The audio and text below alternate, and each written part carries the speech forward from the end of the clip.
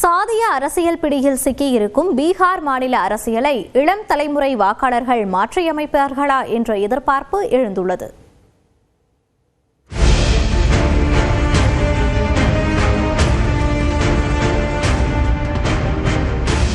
பீகார் மாநில சட்டப்பேரவைக்கு வரும் 6 மற்றும் 11ஆம் தேதிகளில் 2 கட்டங்களாக தேர்தல் நடைபெறுகிறது. இந்த தேர்தலில் 7,44,00,000 பேர் வாக்களிக்க தகுதி பெற்றுள்ளனர். அதில் ஜென்சி எனப்படும் 1997ஆம் ஆண்டு முதல் 2012ஆம் ஆண்டுக்குள் பிறந்த இளம் தலைமுறை வாக்காளர்கள் 25 விழுக்காட்டினர் உள்ளனர். குறிப்பாக 14,71,000 பேர் முதல் முறையாக வாக்களிக்க உள்ளனர்.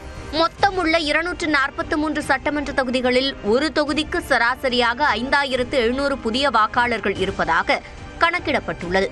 கடந்த சட்டமன்ற தேர்தலில் 56 தொகுதிகளில் வேட்பாளர்களின் வெற்றி வித்தியாசத்தை விட தற்போதைய சராசரி புதிய வாக்காளர்களின் எண்ணிக்கை அதிகமாக உள்ளது.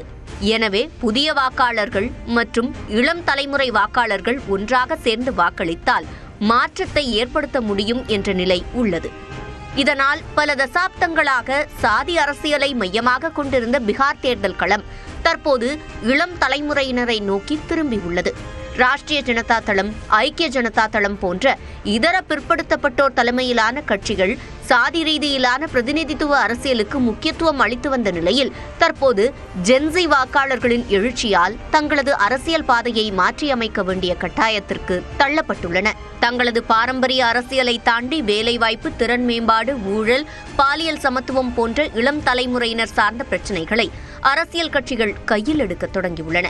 2005ஆம் ஆண்டு ஆட்சி பொறுப்பேற்றது முதல் நிதிஷ்குமார் தலைமையிலான தேசிய ஜனநாயக கூட்டணி சாதிய அரசியலுக்கு மாற்றாக சாலைகள் மேம்பாடு, கல்வி, மின்சாரம் போன்ற வளர்ச்சி திட்டங்களுக்கு முன்னுரிமை அளித்து வருகிறது. இந்த கூட்டணி உயர் சாதியினர் மற்றும் ராஷ்டிரிய ஜனதா தளம், காங்கிரஸ் கூட்டணிக்கு எதிரான யாதவர் சமுதாயத்தினர் அல்லாத பிற பிற்படுத்தப்பட்டோர் வாக்குகளை ஒருங்கிணைத்து வந்தது. இளைய தலைமுறையினர் தற்போது உள்கட்டமைப்பை மட்டுமின்றி வேலைவாய்ப்பு, கல்வி, நேர்மையான அரசியல், அனைவரையும் உள்ளடக்கிய வளர்ச்சி மாதிரியை வலியுறுத்தி வருகின்றனர். தேஜஸ்வி தலைமையிலான ராஷ்டிரிய ஜனதா தளம் கட்சி தனது சாதி அடிப்படையிலான பிம்பத்தை முற்றிலும் கைவிட்டு இளைஞர்களின் பிரதிநிதியாக தன்னை மீண்டும் நிலைநிறுத்திக் கொள்ள முயற்சித்து வருகிறது. மற்றொரு புறம் புலம்பெயர் தொழிலாளர்கள் விவகாரம் முக்கிய பிரச்சினையாக உருவெடுத்துள்ளது. பல்லாயிரக்கணக்கான மாணவர்கள் சிறந்த கல்வி மற்றும் வேலைவாய்ப்புகளுக்காக இடம்பெயரும் நிலைக்கு தள்ளப்பட்டுள்ளனர். 2001ஆம் ஆண்டில் 55 லட்சமாக இருந்த இளைஞர்களின் இடம்பெயர்வு 2011ஆம் ஆண்டில் 79 லட்சமாக உயர்ந்துள்ளது.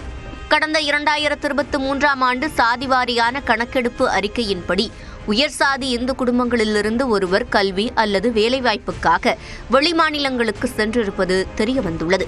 அதே நேரத்தில் விளிம்பு நிலை சமூகங்களைச் சேர்ந்தவர்கள் பொருளாதார தடைகளையும் இடப்பெயர்வையும் எதிர்கொள்கின்றனர். தேர்தல் நெருங்கும் சூழலில் புதிதாக தொடங்கப்பட்ட பிரசாந்த் கிஷோரின் ஜன்சுராஜ் கட்சி முதல் பாஜக, காங்கிரஸ் கட்சிகள் வரை அனைத்து கட்சிகளும் ஜென்சி வாக்காளர்களை குறிவைத்து வாக்குறுதிகளை அள்ளி வீசி வருகின்றன. வேலைவாய்ப்பின்மை, கல்வி போன்ற பிரச்சினைகளை களையும் வகையில் பீகாரில் இளைஞர் ஆணையம் நிறுவப்படும், தேர்வு கட்டணங்கள் ரத்து செய்யப்படும், இலவச பயிற்சி மையங்கள் நிறுவப்படும், பெண்களுக்கு மாதம் 2,500 ரூபாய் நிதியுதவி போன்ற முக்கிய வாக்குறுதிகளை தேஜஸ்வி அறிவித்துள்ளார்.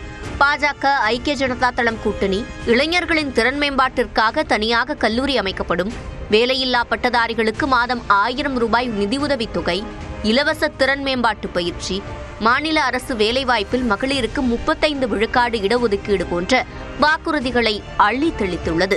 இந்தியாவிலேயே அதிக இளைஞர்களை கொண்ட மாநிலம் என்ற பெருமையை பெற்ற பீகாரில் இளம் தலைமுறையினர் இந்த முறை மாற்றத்தை ஏற்படுத்துவார்களா என்ற எதிர்பார்ப்பு நாடு முழுவதும் எழுந்துள்ளது.